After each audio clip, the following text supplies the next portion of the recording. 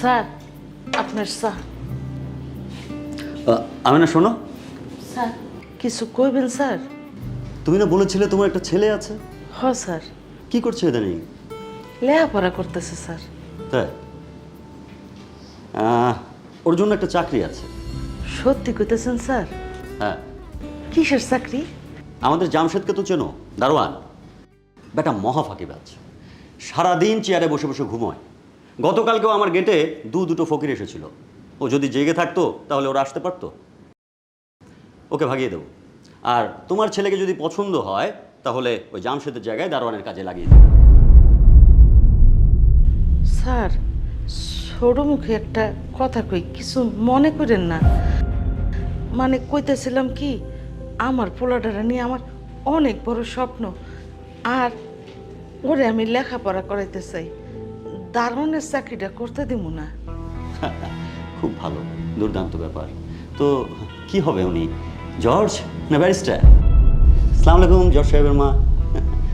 তোমরা পারো বটে, আসলে মানে কি বলবো, পেটে ভাত জোটে না, অথচ স্বপ্ন দেখার বেলায় বড় বড় স্বপ্ন, তাই না? অফিসার করবে। এটা ভালো আইডিয়া দিলাম, পছন্দ করলে না। যাও নিজের কাজ করো। এই দাঁড়াও, চাটা ঠান্ডা হয়ে গেছে তোমার সাথে বক বক করতে করতে। এটা নিয়ে যাও, গরম করে আনো।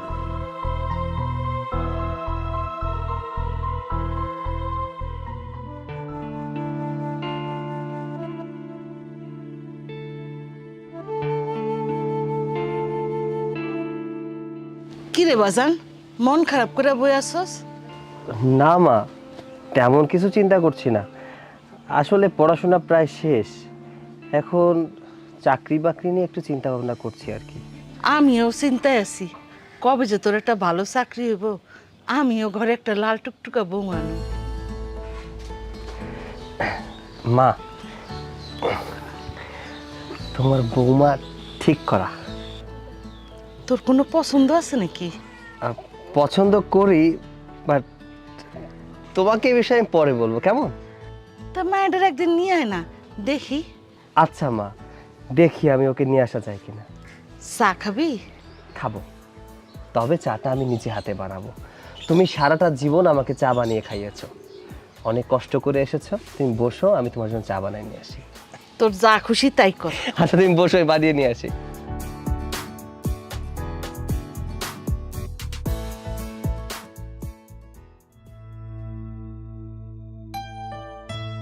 এই টাইমেই তো আশা করছি। মনি শোনো। জি, আমাকে বলছেন? জি হ্যাঁ, বলুন কি হয়েছে? অনেক দিন থেকে তোমাকে একটা কথা বলতে চাচ্ছিলাম, কিন্তু কিভাবে শুরু করব বুঝতে পারছি না। কি বলতে চাচ্ছেন সরাসরি বলে ফেলুন, কারণ এখানে দাঁড়ানোর মতো সময় আমার কাছে নেই। আম, ব্যাপারটা হয়েছে কি, আমার না তোমাকে অনেক ভালো লাগে। বেসিক্যালি মানে ওই ভালোবাসেন? জি হ্যাঁ। আমি জিজ্ঞেস করেছি আপনি কি আমাকে ভালোবাসেন? জি হ্যাঁ, সেটা তো দেখেই বুঝতে পারছি। গত কয়েক মাস ধরে রোজ আপনি আমার জন্য এখানে দাঁড়িয়ে থাকেন, কিছু বলার চেষ্টা করেন, আমার দিকে এক পলকে তাকিয়ে থাকেন। অথচ যখন আমি আপনার দিকে তাকাই, আপনি হুট করে মাথাটা নিচে নামিয়ে ফেলেন। তখনই বুঝে ফেলেছিলাম এখানে কিছু একটা তো আছে। আপনি আমাকে পছন্দ করেন বা ভালোবাসেন। যাক, অবশেষে তাহলে আপনার এই কথাটা বলার সাহস হয়েছে। তবে একটা বিষয় আমাকে খুব অবাক করেছে। কোন বিষয়? আমি ভাবছিলাম এই ছেলেটা মাসের পর মাস ধরে আমাকে পছন্দ করে, আমাকে ফলো করে, কিন্তু প্রপোজ করছে না। যাক, অবশেষে আজকে আপনি আমাকে প্রপোজ করার সাহসটা পেলেন, দেখে খুবই ভালো লাগলো। হ্যাঁ। প্রপোজ তো করে ফেললেন, এখন? এখন মানেটা হচ্ছে আপনার নেক্সট প্ল্যানিংটা কি? ঘোরাঘুরি করবেন, নাকি ডেটিং করবেন, নাকি আমাকে বিয়ে করবেন? এগুলো তো আপনার জবাবের উপরে নির্ভর করবে। ও আচ্ছা, ধরুন আমি আপনার প্রপোজালটা অ্যাকসেপ্ট করলাম, এখন কি আপনি আমাকে বিয়ে করবেন? প্রত্যেক মানুষই চায় তার ভালোবাসার মানুষটাকে বিয়ে করতে, সংসার করতে। তার মানে আপনি আমাকে বিয়ে করতে চান, তাই তো? জি। ভালো কথা, কিন্তু আমার বাবার সঙ্গে কথা বলার সাহস আছে কি? জি আছে। তাহলে আপনি একটা কাজ করুন, বিকালে আপনি আমাদের বাসায় আসুন, আমার বাবার সঙ্গে আমাদের বিয়ের ব্যাপারে কথা বলে যান। আপনি আমার সাথে মজা করছেন না তো? মোটেও না। আমি কেন আপনার সঙ্গে মজা করতে যাব? আমি যেটা বলছি সত্যি বলছি। আপনি যদি চান তাহলে আপনার বাবার সাথে আমি কথা বলতে রাজি আছি। আমি রাজি আছি, বিকালে আপনি আমাদের বাসায় আসুন। বাসার অ্যাড্রেসটা? সে কি, আপনি এতদিন যাবত আমাকে পছন্দ করেন, আমার পিছনে ঘোরাঘুরি করছেন, অথচ এখনো আমাদের বাসার অ্যাড্রেস জানেন না? হ্যাঁ জানি, তবে শুধুমাত্র জানি মিরপুর ডিওএসএস, কিন্তু কোন বিল্ডিং কত ফ্লোরে এটা তো জানি না। ঠিক আছে, তাহলে আপনি একটা কাজ করুন, আপনি বরং এখনই আমার সঙ্গে চলুন। এখনই? হ্যাঁ এখন। কেন, কোনো কাজ আছে আপনার? না মানে ওই একটা প্রিপারেশনের ব্যাপার আছে না। আপনি আমাকে ভালোবাসেন, আমাকে বিয়ে করতে চান, এই কথাটা বলার জন্য আপনার আবার প্রিপারেশন লাগবে? শুনুন, এমনিতেই অনেক লেট করে ফেলেছেন, এখন চলুন তো আমার সাথে। ওমা, দাঁড়িয়ে আছেন কেন, আসুন। আরে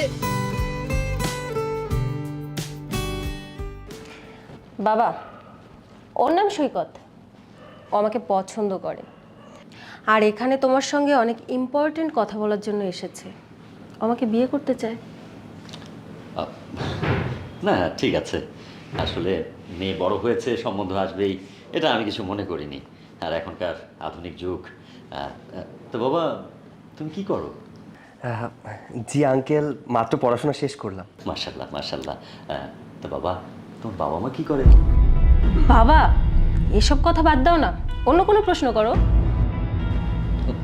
বাবা, তুমি থাকো কোথায়? কোরাল বস্তিতে। বাবা, এসব কথা বাদ দাও না, ওকে আমি এখানে এনেছি একটা সারপ্রাইজ দেওয়ার জন্য। জানো তো, আমাদের বাসার বুয়া না দারুণ চা বানায়, খেতে এত টেস্ট। ওয়েট, বুয়া, এক কাপ চা নিয়ে আসেন তো।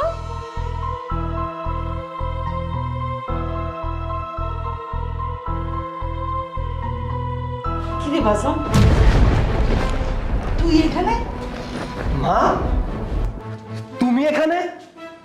বাজার 3 মাস আগে আমার গার্মেন্টসের চাকরিটা চলে গেছে, তারপরে সারা বসে আমি কাজ নিছি। তুই জানলে আমারে কাম করতে দিবি না, তাই আমি তোরে কিছু কই নাই। মানে তুমি একটা কাজের বুয়ার ছেলে, থাকো কুড়িল বস্তিতে, আর তুমি এসেছো আমার মেয়েকে বিয়ের প্রস্তাব নিয়ে?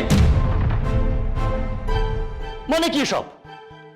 আহা বাবা, এত উত্তেজিত হও না। আমি তো জাস্ট ওকে এখানে নিয়ে এসেছিলাম এটা বোঝানোর জন্য ওর লেভেলটা কোথায় আর আমার লেভেলটা কোথায়। এখন তো দেখতে পেরেছিস, তাই না? তুই কিভাবে চিন্তা করলি যে তোর সঙ্গে আমি থাকবো? এটা কখনোই পসিবল না, কারণ তুই হলি একটা ছোট লোকের বাচ্চা। তোর মা মানুষের বাসায় গিয়ে গিয়ে কাজ করে বেড়ায়, আর তুই কিনা আমাকে বিয়ে করার স্বপ্ন দেখছিস। আর শোন, বামুন হয়ে কখনো চাঁদ ধরার চেষ্টা করতে হয় না, এটা মনে হয় তুই কখনো জানতিসই না, তাই না? আরেকটা কথা শোন, আমাকে যে বিয়ে করবে সে হয়তো কোনো অফিসের বড় অফিসার হবে, তোর মতো এরকম ফকির না। খুব বড় মাস্টার প্ল্যান করে এসেছিস, তাই না? তোর মতন এরকম ছোট লোকের বাচ্চাদের এটাই মূল টার্গেট থাকে, একটা বড় লোকের মেয়েকে ফাঁসিয়ে নিজে শর্টকাটে বড় লোক হওয়া। তোদের মতো মানুষকে আমার চেনা আছে, কিন্তু তোর এই ডাল আমার এখানে গলবে না। আমি তো আশ্চর্য হয়ে যাচ্ছি, ওর মা যদি আমাদের বাসায় কাজ না করতো তাহলে তো আমরা জানতেও পারতাম না, আর এই ইডিয়েটটার ষড়যন্ত্রে পা দিতাম। কত বড় সাহস, তুই আমার মেয়ের দিকে চোখ তুলে তাকিয়েছিস। আর একটা কথা শোন, ব্র্যান্ড সব সময় ব্র্যান্ডই হয়। Brand brand brand brand brand, excuse me, brand সব সময় উপরে থাকে না, পায়ের নিচেও থাকে। আর হ্যাঁ, আপনাকে একটা কথা বলি, অহংকার পতনের মূল। কখন আপ থেকে ডাউনে নেমে যাবেন সেটা শুধুমাত্র উপরওয়ালা ডিসাইড করবে, আর কেউ নয়। আল্লাহ ছাড় দেন কিন্তু ছেড়ে দেন না। মা চলো, এই বাড়িতে আর এক মুহূর্ত না। আমি যদি জানতাম তুমি এখানে চাকরানির কাজ করো, কখনোই তোমাকে এখানে কাজ করতে দিতাম না। দরকার হয় আমি তোমাকে রিক্সা চালিয়ে খাওয়াবো, তবুও তুমি আমার সাথে এখন যাবে, কোনো মানুষের বাড়িতে কাজ করবে না। চলো, আসো আমার সাথে।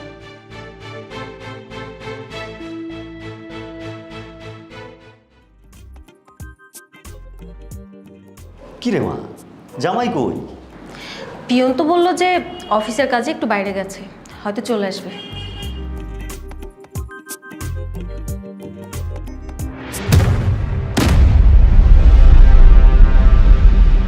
কি রে, তুই এখানে কি করছিস? এখানে তোর কাজ কি রে?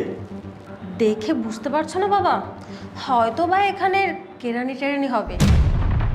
কি রে, তোর স্যার কোথায়? তোমরা এখানে কি করছো? তোর স্যারের সঙ্গে দেখা করতে এসেছি। তোকে আমি বলেছিলাম, মনে আছে তোর?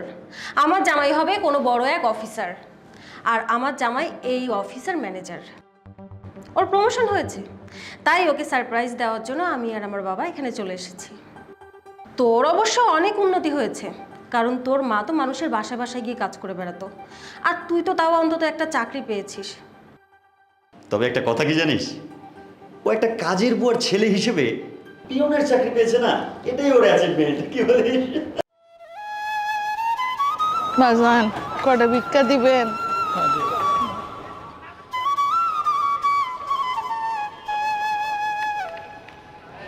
আল্লাহ আপনার ভালো করুক। থ্যাংক ইউ তোমাকে এত সুন্দর একটা ড্রেস গিফট করার জন্য। আমার খুব ইচ্ছা ছিল, ওই যে পুরোনো দিনের নায়িকারা এমন ড্রেস পরতো, তো তাই আমার ইচ্ছা করছিল যে আমিও ঠিক এমন একটা ড্রেস পরি। আচ্ছা, তোমার নেক্সট প্ল্যানিং কি? মানে তুমি অফিস কোথায় নেবে? এই তো প্ল্যান করেছি সামনের মাসেই নিব, মিরপুর 11-এ আর কি। দেখি কি করা যায়, কারণ বিজনেস না করলে তো হবে না। ভালোই হয়েছে, আমার বাসার কাছে। বাবাজি, কটা ভিক্ষা দিবা? আমার পোলার কালকা বিশেষ পরীক্ষার ফর্মের টাকা জমা দেওয়া লাগবো, দাও না কয়টা টাকা? নতুন নাটক, এই যে দেখো না অনেক কেউ আসে, বাবা ভিক্ষা দিবা, আমার ছেলের কিডনি নষ্ট হয়ে গেছে, কয়টা টাকা দিলে ভালো হয়, আমার জামাই পঙ্গু হয়ে গেছে, তার চিকিৎসা করা লাগবে, তাই না? নতুন নাটক, যাই এখান থেকে। না বাবা, সত্যি কইতেছি, আমার ছেলের বিশেষ পরীক্ষার টাকা জমা দেওয়া লাগবো, দাও না কয়টা টাকা মা? ইস, কি সুন্দর করে মিথ্যতা সাজিয়ে বলছে। তাই তোর ছেলে কি করে বিশেষ পরীক্ষা দিতে পারে? এটা কখনোই সম্ভব না। চল যাই এখান থেকে। বাবা, কয়টা টাকা দাও বাবা আমারে বাবা। সরে এখান থেকে। মা, এই তুই আমার মায়ের গায়ে হাত দিয়েছিস কেন? ছাড়। মা, কি হয়েছে বলো? এরা তোমার গায়ে হাত দিয়েছে কেন? বাবারে, তোর তো 2 দিন পরে ভার্সিটির টাকা জমা দেওয়া লাগবে পরীক্ষার, এর লেগে ওদের কাছে কিছু সাহায্য লেগে আইছিলাম, আর এর লেগে ওরা আমারে মারলো এরম করে বাবা। মা, তোমাকে আমি কতদিন ধরে বলেছি তুমি ভিক্ষা করতে রাস্তায় বের হবে না, তুমি কেন এখনো ভিক্ষা করো বলো আমাকে?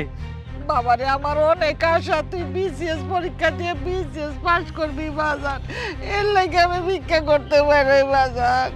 মা, এরকম বড়লোক অহংকারী লোকের টাকা দিয়ে আমি বিসিএস পরীক্ষা দিতে চাই না। দরকার হয় আমি বিসিএস পরীক্ষাই দেব না, তবে এদের মতো মানুষের টাকা দিয়ে আমি বিসিএস পরীক্ষা দেব না। মা বাবারে, আমার যতই কষ্ট হোক আমি তোর বিসিএস এর টাকা জোগাড় করবোই বাবা। এই লিসেন, কি বলছিস তুই? তোর ছেলে বিশেষ পরীক্ষা দিবে? শুনেছ, ওর ছেলে নাকি বিশেষ পরীক্ষা দিবে।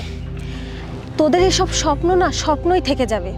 আমরা লাখ লাখ টাকা খরচ করে এক একটা ভার্সিটিতে পড়ি, তারপরেও আমরা বিশেষ পরীক্ষা দিতে পারবো কিনা সেই কল্পনায় থাকি। আর তোরা কিনা এরকম ফকির হয়ে এসব চিন্তা ভাবনা করিস? দেখেছো মা, এদের মন মানসিকতা কেমন দেখেছো? আমাদের মতো গরিবদের যদি এনাদের মতো বড় লোকটা একটু সাহায্য করত, তাহলে গরিবের ছেলেরা অনেক বড় হতে পারত। কিন্তু এনাদের ভেতরে অহংকারে ভরা, তাই এনারা কখনো গরিবদের সাহায্য করে না। মা, তুমি চিন্তা করো না, আল্লাহর উপরে ভরসা রাখো, সব ঠিক হয়ে যাবে। আর শোনো, তুমি এরকম রাস্তা রাস্তা ভিক্ষা করবে না। চলো মা, বড় লোকরা কখনো গরিবের কষ্ট বোঝে না, চলো আমার সাথে। হ্যাঁ যান যান, কোথা থেকে চলে আসছে ফকির। পুরো মুডটাই নষ্ট হয়ে গেছে। চলো চল। স্যার, এই যে আজকের প্রজেক্টের কালেকশন 10 লাখ টাকা। স্যার ব্যাংকটা বন্ধ হয়ে গেছে তো তাই ক্যাশ দিয়ে গেলাম। Okay, thank you Siam. Okay sir, আসি। আসসালামু আলাইকুম।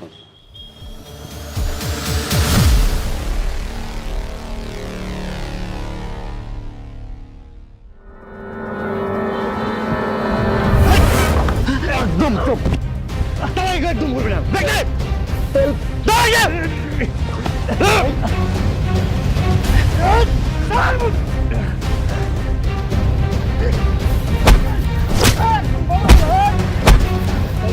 যা বলছি, যা যা এখান থেকে, যা যা একদম যা।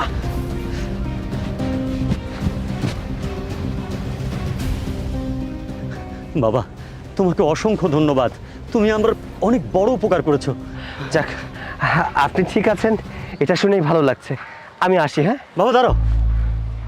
বাবা, তুমি যে আমার কত বড় উপকার করেছো, টাকাটা আসলে মূল বিষয় না। একটা অঘটন যদি ঘটে যেত। এই ব্যাগে 10 লক্ষ টাকা আছে। বাবা, আমি তোমাকে কিছু টাকা দিই। না না আঙ্কেল, আমার টাকার কোনো প্রয়োজন নেই। আপনি যে সুস্থ আছেন এটাই অনেক কিছু। আপনার টাকা আপনিই রেখে দিন, হয়তো আপনার খুব প্রয়োজনীয় টাকা। আমি আসি, ভালো থাকবেন। দাঁড়াও, তুমি কি করো বাবা? আঙ্কেল, আমি বিসিএস পরীক্ষা দিব এবার।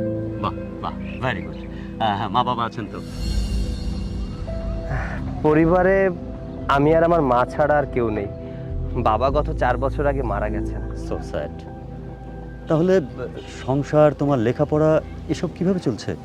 দুঃখের কথা কি বলবো আঙ্কেল, আমার মাই আমাদের সংসার চালায়, কিন্তু রাস্তায় রাস্তায় ভিক্ষা করে। আমার মাকে আমি কতবার বলেছি, মা তুমি এই বয়সে ভিক্ষা করো না। আমার মা আমার কোনো কথা শোনে না। আমার মা বলে যে আমি ভিক্ষা করে হলেও আমার ছেলেকে বিসিএস ক্যাডার বানাবো। মায়ের স্বপ্ন, তাই মায়ের স্বপ্ন পূরণ করার জন্য স্ট্রাগল করে যাচ্ছি। আমি চাইলেই ছোটখাটো কাজ করতে পারি, কিন্তু আমার মা কখনোই আমাকে কাজ করতে দেয় না। আমি কাজ করলে নাকি পড়াশোনায় আমি মনোযোগী হতে পারবো না। বলেন তো আঙ্কেল, আমার মাকে এই বয়সে ভিক্ষা করতে দেখতে আমার কেমন লাগে? তোমার মতো রত্ন যে মায়ের গর্ভে হয়েছে, সেই মা না যেন কত মহৎ। আচ্ছা বাবা শোনো,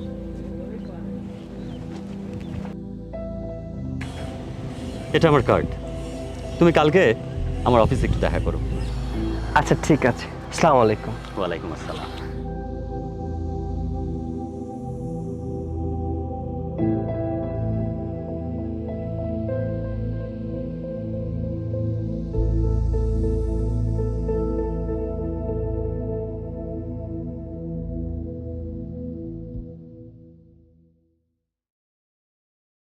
মে আই কাম ইন স্যার?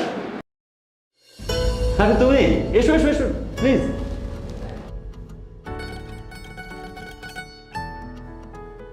বসো। ফাইনালি চলে এলে। তোমার নাম কি? স্যার আমার নাম সৈকত। সৈকত। তোমাকে কেন ডেকেছি জানো? না স্যার। আসলে আমি দীর্ঘদিন ধরে তোমার মতোই একজন সৎ যোগ্য মানুষ খুঁজছিলাম। তোমার সততা আমাকে মুগ্ধ করেছে। তবে কিছু বলার আগে আমি আমার জীবনের কাহিনী কিছুটা তোমাকে বলতে চাই।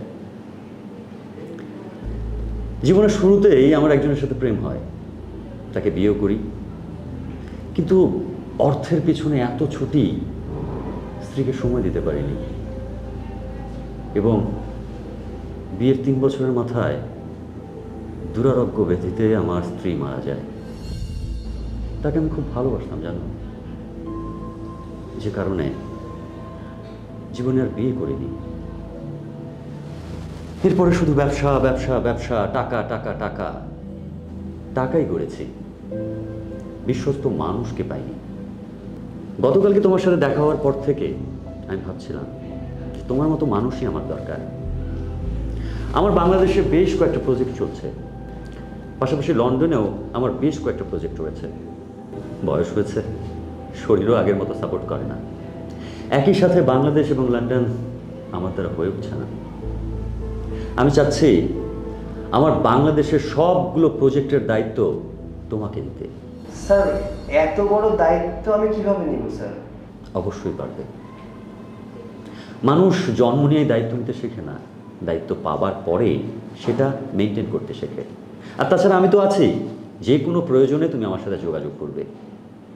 সৈকত, আমি একটা সৎ যোগ্য মানুষ খুঁজছিলাম, আর তোমার মাঝে আমি আমার সেই ইয়ং এজটা দেখতে পাচ্ছি। তুমি না করো না বাবা, তুমি যদি রাজি হও আমি উকিলকে ডেকে সব প্রসিডিওর কমপ্লিট করছি। স্যার আপনি যদি আমার সাথে থাকেন ইনশাআল্লাহ আমি দায়িত্ব নিতে পারবো। বাবা, তুমি আমাকে অনেক বড় একটা চাপ থেকে মুক্ত করলে। আর বাবা, তুমি নিজেকে কখনো ছোট ভেবো না যে আমাকে দান করেছে। তুমি কিন্তু বিসিএস পড়ছো, আর বিসিএস সবাই পড়তে পারে না। একজন যোগ্য মানুষই বিসিএস পড়ার সাহস করতে পারে, আর সেই যোগ্যতার জন্যই আমি তোমাকে এই দায়িত্ব দিতে চাচ্ছি। আপনি দোয়া করবেন আমি যেন আমার দায়িত্বটা সঠিকভাবে পালন করতে পারি।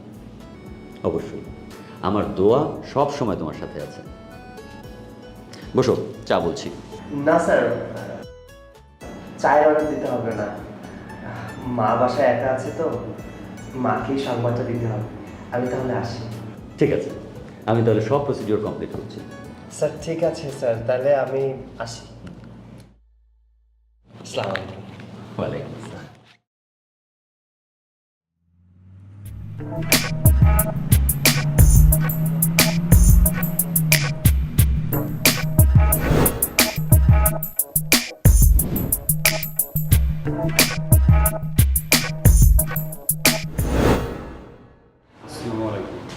ওয়ালাইকুম আসসালাম। স্যার আপনাদের স্যারের রুমেই গিয়ে বসতে বলছে। স্যারের আসতে একটু লেট হবে তো। ওকে, যাচ্ছি।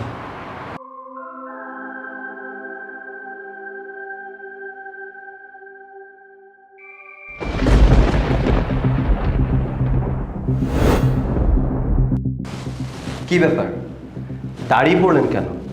বসুন। আপনাদেরকে দেখলে অনেক চিন্তিত মনে হচ্ছে, দাঁড়িয়ে কথা বলতে পারবেন না। বসুন। তো বলুন, কি প্রয়োজনে এসেছেন? তো তুমি আপনি এখানে? আপনারা কি এখানে আমার বায়োডাটা নিতে এসেছেন নাকি আপনাদের কোনো প্রয়োজনে এসেছেন? যদি কোনো প্রয়োজনে এসে থাকেন তাহলে সেটা বলুন। স্যার, একটা প্রজেক্টের ডিলের ব্যাপারে কথা বলতে এসেছিলাম। পেপারসগুলো দিন।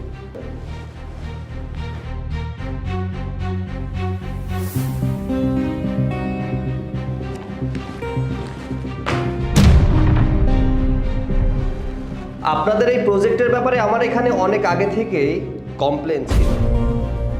আপনাদের এই পেপার তো ইল্লিগাল পেপার। ইল্লিগাল পেপারে আমি সাইন করতে পারবো না। স্যার প্লিজ এই প্রজেক্টটা ক্যান্সেল করবেন না। এই প্রজেক্টের জন্য আমি 50 লাখ টাকা ব্যাংক থেকে লোন নিয়েছি। যদি আপনি প্রজেক্টটা ক্যান্সেল করেন তাহলে স্যার আমাদেরকে পথে চলে আসতে হবে। 50 লাখ টাকা কেন? আপনি যদি 10 কোটি টাকাও লোন নিতেন আপনার জন্য আমি কিছুই করতে পারতাম না। কারণ আমার এই কোম্পানি অনেক কষ্ট করে দাঁড় করিয়েছি। আপনারা যে পেপারস নিয়ে এসেছেন, এই পেপারসে দেখা যাচ্ছে অনেক গরিবের অনেক বস্তি উচ্ছেদ করা, সেখানে আপনারা বিল্ডিং করতে যাচ্ছেন। বাট আমার এই কোম্পানি থেকে আপনাদের কোনো হেল্প করতে পারবে না। আচ্ছা, আপনার কি মনে আছে আমার মা ভিক্ষা করতেন? আমার মা অনেক কষ্ট করে টাকা জোগাড় করতেন।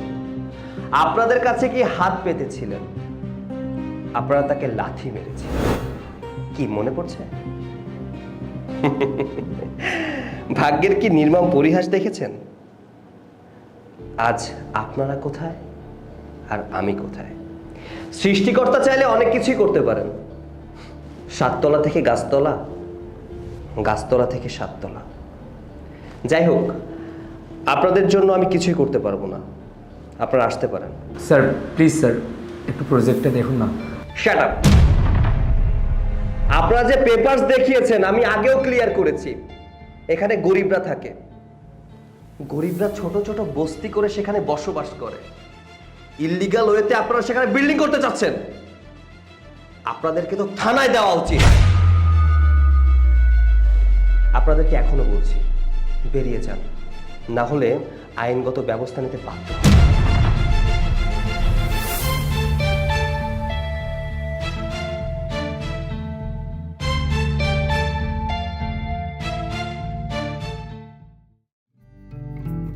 সৈকত, সৈকত,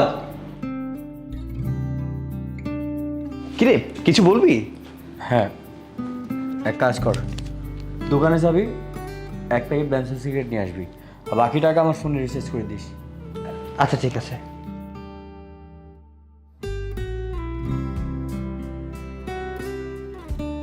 কিরে রাকিব, বাবা, একটা গুরুত্বপূর্ণ কথা বলতে এসেছি। কি কথা বাবা? গতকাল রাতে সৈকতকে ফাঁসলিয়ে ব্ল্যাঙ্ক স্ট্যাম্পে সাইন দিয়েছি।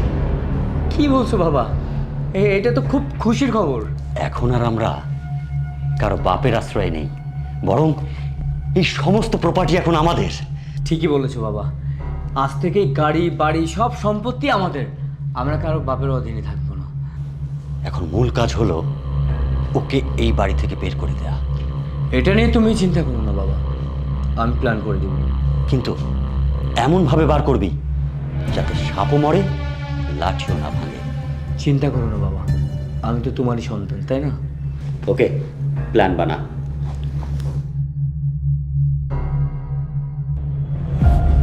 চিন্তা করো না বাবা, এই সয় সম্পত্তি কিভাবে কি করতে হয় সেটা খুব ভালো করে জানা আছে।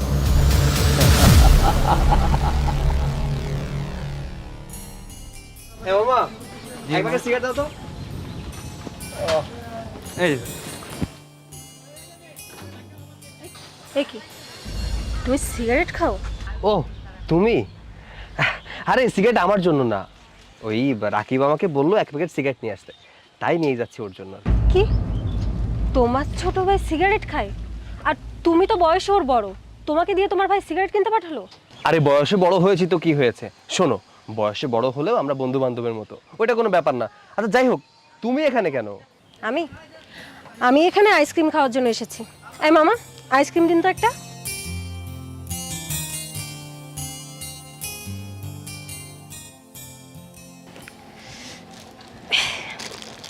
আচ্ছা শোনো, বিকালে তাহলে দেখা হচ্ছে, আমি এখন আসি। আর এই আইসক্রিমের বিলটা মামাকে দিয়ে দিও। আচ্ছা ঠিক আছে। বাবা কত হলো? 200 টাকা। এই যে।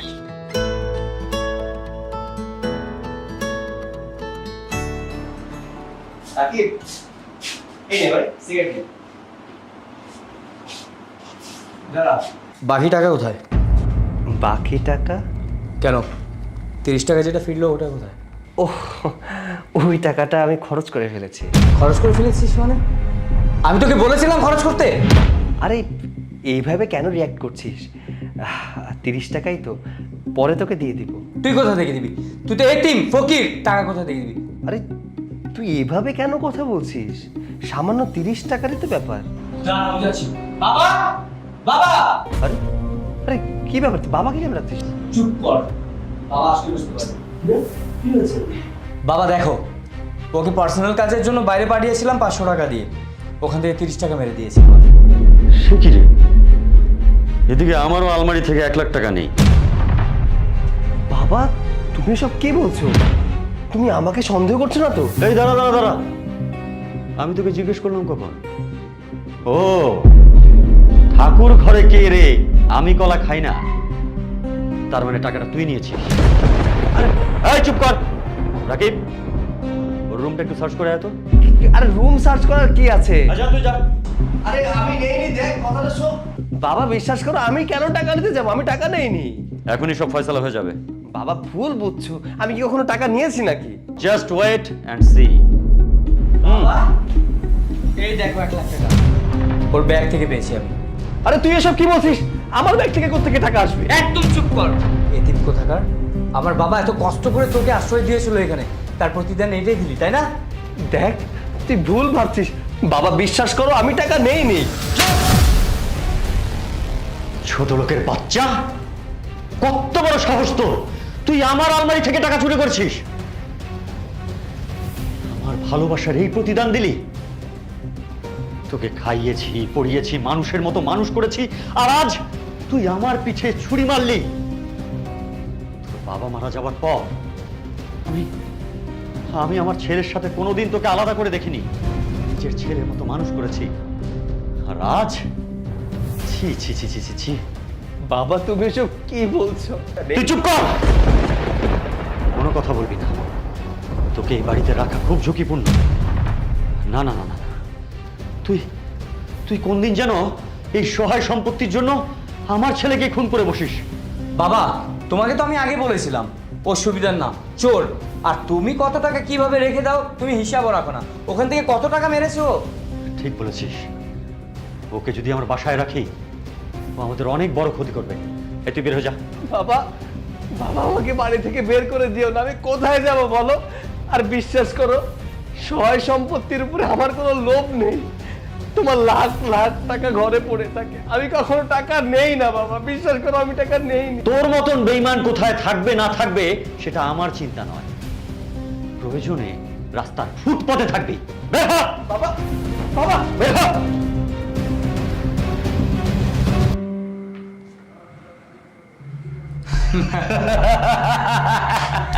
প্ল্যানটা কেমন ছিল বাবা? একেবারে মাস্টার প্ল্যান। কিছুদিনের মধ্যে তো তোমার গ্রাজুয়েশন কমপ্লিট হয়ে যাবে। গ্রাজুয়েশন কমপ্লিট করার পর জব করবে নাকি বাবার বিজনেস সামলাবে? আমি চাইলে বাবা বিজনেসে না করবে না, বাট আমার ইচ্ছা আছে নিজে কিছু করার। মানে কি, তোমার বাবার এত বড় বিজনেস থাকা সত্ত্বেও তুমি জব করবে? দেখো, আমি বলতে চাচ্ছি কি, শিহাবকে কিন্তু আমার একটু সুবিধার মনে হয় না। কখন দেখবে তোমার বাবা সব সম্পত্তি নিজের নামে লিখে নিয়েছে। এতে সমস্যা কোথায়? এটা তো ওর অধিকার, তাই না? অধিকার মানে? ওর কথার মানেটা আমি বলছি। তুমি কি ভেবেছো ও আমার আপন ভাই? না, ও তো এতিম, রাস্তার ফকির। ওকে দয়া করে আমার বাবা বাসা নিয়ে আসছে। মানে কি? আমার কথা বিশ্বাস না হলে তুমি ওকে জিজ্ঞাসা করো। সৈকত, ও এসব কি বলছে? ও যা বলছে তা কি সত্যি? হ্যাঁ সত্যি, বাট তুমি এভাবে রিয়েক্ট করছো কেন? তুমি তো আমাকে কখনো বলনি আজমল আঙ্কেলের আপন ছেলে তুমি না। তুমি তো আমাকে কখনো জিজ্ঞাসা করোনি, আর তাছাড়া তুমি আমাকে ভালোবাসো। আমি তার আপন ছেলে না পালিত ছেলে, এতে কি আসে যায়? চুপ থাক ফকিরের বাচ্চা, তোর কাছে আমি কি জিজ্ঞেস করবো? হ্যাঁ, তুই এতদিন যাবত আমার সঙ্গে মিথ্যা কথা বলেছিস। তুই আমাকে মিথ্যা কথা বলে আমার সঙ্গে রিলেশন করেছিস। তুই কি করে ভাবলি তোর মতো ফকিরের সঙ্গে আমি রিলেশন করব, তোকে ভালোবাসবো, তোকে বিয়ে করব? ওটা আমার পক্ষে কখনোই পসিবল না। আমি তোকে কখনোই বিয়ে করব না, আর তোর এই স্বপ্নটা স্বপ্নই থেকে যাবে। শোন, আজকের পর থেকে তুই তোর এই চেহারাটা আমার সামনে কখনো আনবি না, এতিমের বাচ্চা কোথাকার। বাদ দাও নীলা, ওর সাথে কথা বলে টাইম ওয়েস্ট করার দরকার নেই। চলো, আমি তোমাকে পৌঁছে দেবো।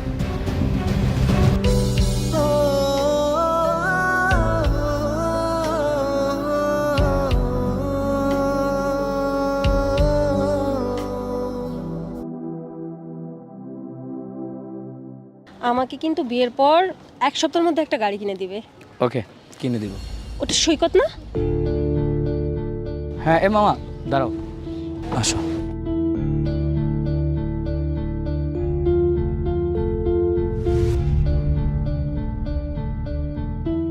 কিরে, এটা তোর ব্রেকফাস্ট নাকি লাঞ্চ? তোমরা দুজন একসাথে? হ্যাঁ, আমরা দুজন একসাথে। সামনের সপ্তাহে আমাদের বিয়ে, অনেক ফকির মিসকিন খাওয়াচ্ছি। তোরও দাওয়াত, চলে আসিস। অনেক দিন তো হয়ে গেল, ভালো মন্দ কিছু খাস না দেখে মনে হচ্ছে। দাওয়াত থাকলো। তোমরা কি সত্যি বিয়ে করছো? হ্যাঁ, আমরা বিয়ে করছি, তাতে তোমার কোনো সমস্যা আছে? আর যাই হোক, এসব রাস্তার ফকির মিসকিনের সাথে কথা বলে কোনো লাভ নেই। আমাদের টাইম ওয়েস্ট করার কোনো দরকার নেই। একটা কাজ করো, তুমি ওকে কিছু টাকা দিয়ে দাও। দেখে মনে হচ্ছে বেচারা অনেক দিন ধরে কিচ্ছু খায়নি, মুখটা কেমন শুকিয়ে আছে। একটা কাজ করো, 500 টাকা দাও আর এখান থেকে চলো। ঠিকই বলেছো। এই যে, এটা থেকে ভালো কিছু খেয়ে নিস, আর আমাদের জন্য দোয়া করিস। চলো।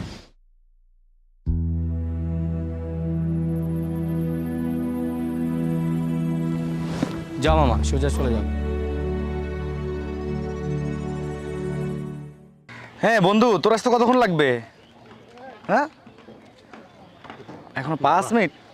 বাবা, আমি সকাল থেকে কিছু খাইনি বাবা, আমাকে খাওয়ার জন্য কটা টাকা দিতে পারেন? আচ্ছা ছোট লোকের বাচ্চা তো সাহস কি করে, হ্যাঁ? তো নোংরা হাত দিয়ে আমার শরীরে টাচ কর। ধ্যাৎ, ছোট লোকের বাচ্চা। ধ্যাৎ। আরে আরে কি ব্যাপার? উঠুন উঠুন। আরে বাবা তুমি? চাচা, আপনি? আপনার এই অবস্থা কেন?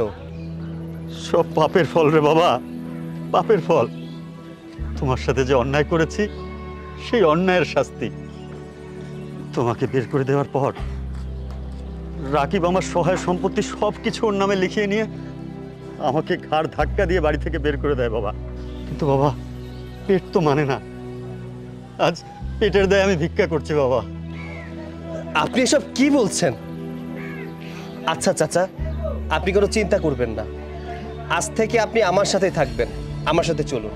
তোমার সাথে এত বড় অন্যায় করেছি, তারপরেও তুমি? হ্যাঁ, একদিন আপনি গলা ধাক্কা দিয়ে আমাকে রাস্তায় বের করে দিয়েছিলেন, আর আজকে আপনাকে রাস্তা থেকে তুলে নিয়ে আমি বাসায় যাচ্ছি। সৃষ্টিকর্তা চাইলে সব কিছুই করতে পারেন। আমার বাবার রক্ত আমার গায়ে বইছে, তাই একজন অসহায় ব্যক্তিকে রাস্তায় ফেলে যেতে পারছি না। চলুন আমার সাথে, আসুন।